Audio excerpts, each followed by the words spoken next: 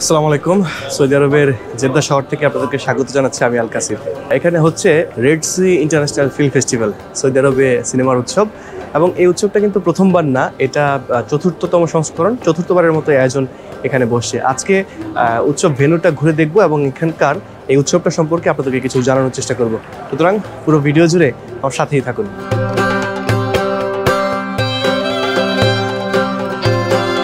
Saudi সরকার সৌদির culture, Saudi সংস্কৃতি বিশ্ব মাঝে ছড়িয়ে দেওয়ার চেষ্টা করছে।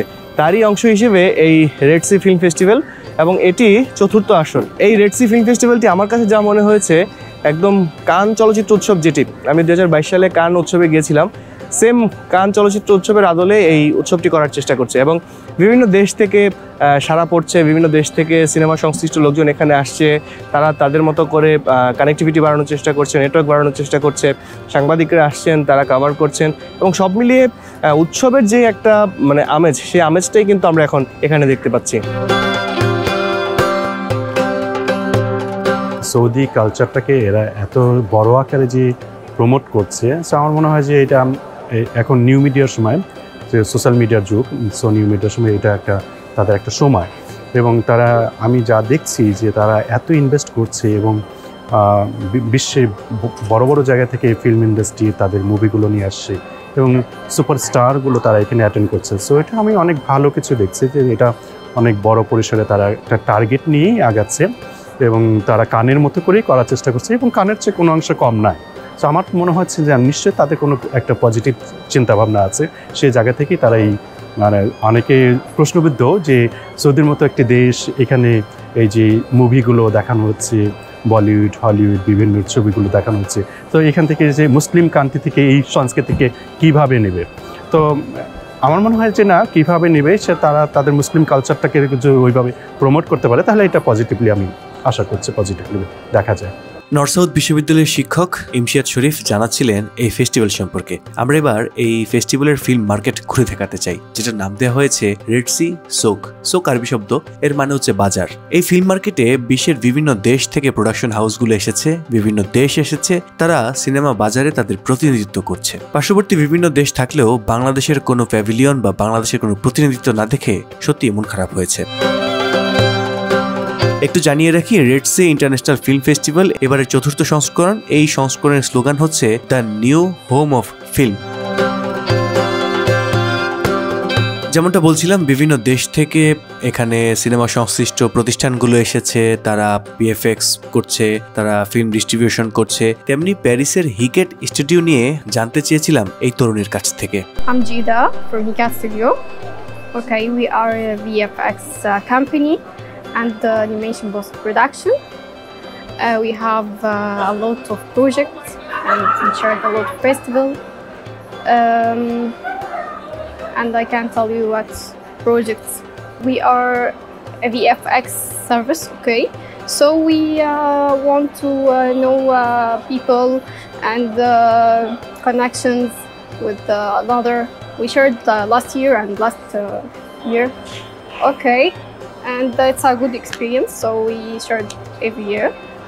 এই ফিল্ম বাজার প্রতিদিনই বিভিন্ন দেশের চলচ্চিত্র সংশ্লিষ্ট মানুষের পদচারণায় মুখরিত থাকে। সিনেমা সংশ্লিষ্টরা এখানে এসে তাদের মতো করে আইডিয়া শেয়ার করেন, কেউ বা প্রডিউসার খোঁজেন, কেউ বা তাদের সেবা সম্পর্কে মানুষদেরকে জানানোর চেষ্টা করেন। তেমনি থাইল্যান্ডের এই প্রতিষ্ঠান সম্পর্কে আমরা জানতে চেয়েছিলাম। We from Thailand Film Office, all your film could ever need. We promote the location of Thailand from the Green North to Blue South to film in here. And we also can get you the cash rebate 15 to 20% if you spend in Thailand more than 50 million baht or like 1.3 million US dollar. You can get your money back to your production. Yeah, please come to Thailand, filming here. আপনারা এখন এই ফেস্টিভ্যালের press room দেখতে পাচ্ছেন। এখানে বসেই সাংবাদিকরা তাদের প্রতিদিনের কর্ম সম্পাদন করতেন, নিউজ লিখতেন, এখান থেকেই নিউজ পাঠাতেন। বাংলাদেশ থেকে 3 জন সাংবাদিক আমরা গিয়েছিলাম সৌদি সরকারের আমন্ত্রণে। 5 থেকে 14 ডিসেম্বর জেদ্দায় বসেছিল রেড সি ইন্টারন্যাশনাল ফিল্ম ফেস্টিভ্যালের চতুর্থ আসর। এবারের আসরকে ঘিরে অন্যরকম একটা উন্মাদনা দেখা গিয়েছে আয়োজকদের চোখে মুখে। রেড সি ইন্টারন্যাশনাল ফিল্ম ফেস্টিভ্যালের উদ্দেশ্য হচ্ছে বিশ্ব সিনেমাকে সৌদি আরবমুখী করা আর সৌদি আরবের সিনেমাকে বিশ্ববাজারে ছড়িয়ে দেয়া। রেড সি ফিল্ম ফেস্টিভ্যালে কিন্তু বাংলাদেশ থেকেও একটা সিনেমা এসেছে যার নাম হচ্ছে সাবা, মেহজাবিন চৌধুরী অভিনীত মাকসুদ হোসেনের সিনেমা। এই সিনেমাটির আজকে একটা প্রিমিয়ার আছে, এই প্রিমিয়ারটা আমরা দেখব। সাবা সিনেমা দেখার জন্য আমরা চলে গেলাম উৎসবের আরেকটি ভেন্যু, যেটিকে মূল ভেন্যু বলা হয়, সেটি হচ্ছে জেদ্দার কালচারাল স্কোয়ার। এখানে গিয়ে আমি তো রীতিমতো অবাক, পুরোটা একদম লাল গালিচায় মারানো। লাল গালিচা হেঁটে আমরা চলে গেলাম কনভারসেশনে। রণবীর কাপুর তার জীবনের গল্প শোনাবেন। নির্ধারিত সময়ে সবাই আসন গ্রহণ করলো, এবার অপেক্ষা রণবীর কাপুরের। রেড সি ফিল্ম ফেস্টিভ্যালে এবার অংশগ্রহণ করেছিলেন রণবীর কাপুর, কারিনা কাপুর, শ্রদ্ধা কাপুর, নিক জোনাস সহ এসেছিলেন প্রিয়াঙ্কা চোপড়া। এছাড়া হলিউডের বিভিন্ন শিল্পী তো ছিলই। এই তো বলতে না বলতে চলে এলো Ranbir Kapoor.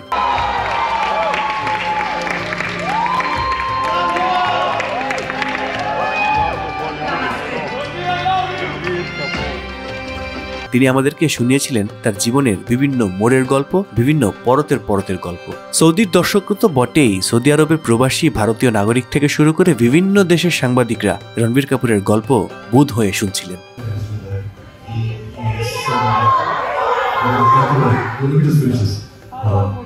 So yeah, we were very careful, and I still see no wrong move. Thank you. Ranbir কাপুরের সেশনটা শেষ করে আমরা চলে গেলাম পাশের একটি সিনেমা হলে, যেটি কালচারাল স্কোয়ারের মধ্যেই অবস্থিত। এখানে আমরা দেখব সাবা। সাবা সিনেমার পরিচালক মাকসুদ হোসাইন, আর এই সিনেমায় নাম ভূমিকা অভিনয় করেছেন বাংলাদেশের অত্যন্ত জনপ্রিয় অভিনেত্রী মেহজাবিন চৌধুরী। রণবীর কাপুরের কনভারসেশন শেষ করে বের হতেই মেহজাবিনের সঙ্গে দেখা, খানিক আলাপ হলো তার সঙ্গে। এরপরই সিনেমা দেখতে আমরা চলে গেলাম। Bangladesh is directed by Maksud Hossain and it had its world premiere at the Toronto Film Festival in September. সিনেমাটি নিয়ে খুব বেশি তথ্য আপনাদেরকে দিচ্ছি না, কারণ সিনেমাটি বাংলাদেশের বাজারে এখনো মুক্তি পায়নি, আন্তর্জাতিক বাজার ঘুরে বেড়াচ্ছে। এক লাইনে বলে রাখি, মা মেয়ের সম্পর্কের গল্প, টানাপোড়েন এবং সংগ্রাম এই সিনেমায় উঠে এসেছে, এবং সিনেমাটি শেষ হওয়ার সঙ্গে সঙ্গে বিভিন্ন বয়সের দর্শক মুহুর্মুহুর করতালি দিয়েছে। আপনার মনে করেন যে বাংলাদেশের অডিয়েন্স তো আসলে সেটাই চিনে যেখানে আসলে বাংলাদেশি সিনেমা ঢোকে। সো আনফর্চুনেটলি আমাদের এতদিন ছবি হওয়ার পরেও, আমাদের সিনেমা হওয়ার পরেও আমাদের ইনাফ ফেস্টিভ্যালে আমাদের যাচ্ছে না আসলে। এখন যদি আপনি মনে করেন যে যেটা আপনি মনে জাস্ট একটা গুগল সার্চ দেন যে বিগ 5 ফিল্ম ফেস্টিভ্যাল যেটা বলে, টরন্টো ইন্টারন্যাশনাল ফিল্ম ফেস্টিভ্যাল, আপনার বিগ 5, বিগ 4 মানে কান, ভেনিস, বার্লিন, তারপর Toronto international film festival. So আশা করি আমাদের ছবি গিয়েছে সাবা, এখন বাংলাদেশি অডিয়েন্স এই টরন্টোকেও চিনবে। আপনার এরকম না যে এটা প্রথম ছবি, কিন্তু মনে করেন যে এনাফ নাম্বার অফ ছবি যায় না যে বাংলাদেশ অডিয়েন্সের মাথায় থাকবে এটা। সো আপনার বুসানে আমাদের অনেক ছবি যায়, বুসানের অডিয়েন্স মানে অডিয়েন্স অবগত বুসান সম্পর্কে। আর রেড সি তো আপনার নতুন, কিন্তু রেড সিও একটা খুবই বড় ফেস্টিভ্যাল আমরা যেটা দেখতে পাচ্ছি। সো আস্তে আস্তে আমরা আশা করি যে আরও ছবি আপনার ইন্টারন্যাশনাল ফেস্টিভ্যালসে যাবে এবং এক্সপোজারটা অডিয়েন্সও পাবে। আজকে যেমন আমি অনেক বেশি নার্ভাস ছিলাম, মানে লেজেন্ডারি স্পাইক লি জাস্ট পিছনের সিটে বসে উনি হচ্ছে গিয়ে আমাদের এই ছোট্ট একটা মুভি দেখছে, এবং আমরা এই ফিল্মটা কীভাবে শুরু করেছি খুবই ছোটোভাবে, এবং বাজেট বলেন বা হচ্ছে যতটুকু আমরা করতে পেরেছি, আমরা একটা গল্প বলতে চেয়েছি।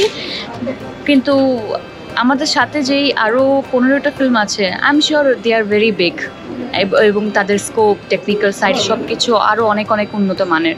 কিন্তু আমার মনে হয় ইমোশনের জায়গা থেকেই আসলে আমরা এই সুযোগটা পেয়েছি, কারণ আমরা একটা অথেন্টিক ইমোশন দেখানোর চেষ্টা করেছি আমাদের ফিল্মের মাধ্যমে। আরও প্রাপ্তির মধ্যে যদি বলি, বাংলাদেশের নামটা বারবার উচ্চারণ হচ্ছে যখন এই সাবা নিয়ে কথা হচ্ছে, সাবা নিয়ে লেখালেখি হচ্ছে। আমার মনে হয় আমার দেশের নামটা ফুটে উঠছে এবং এগিয়ে আসছে, এটাই আমার কাছে প্রাপ্তি।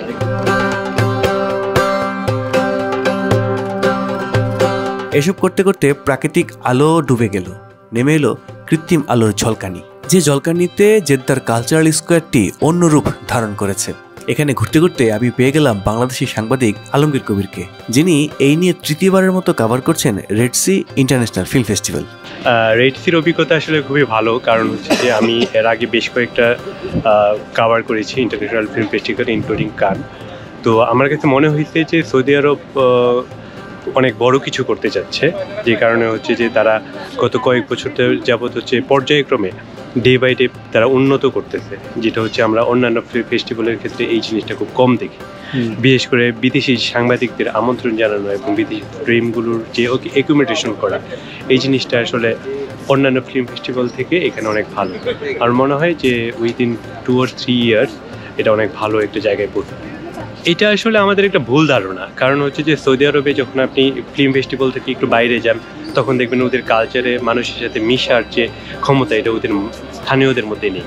ওদের মধ্যে একটা ধারণা ছিল যে হজ যে কালচারটা ওইটার মধ্যেই সীমাবদ্ধ। আসলে হজের জায়গাটা কিন্তু তারা করে নেই, মানে এখান থেকে আলাদা করে নেয়। হজের জায়গাটাকে হজের জায়গায় রাখছে এবং এটা খুবই রেসপেক্টেবল একটা জায়গা, কিন্তু এর বাইরেও যে মানুষের মধ্যে আচার আচরণের যে ইমপ্রুভ করা, এইটার আসলে এই ফিল্ম ফেস্টিভ্যালের মাধ্যমে আমার মনে হয় যে ইমপ্রুভ করতে হয়।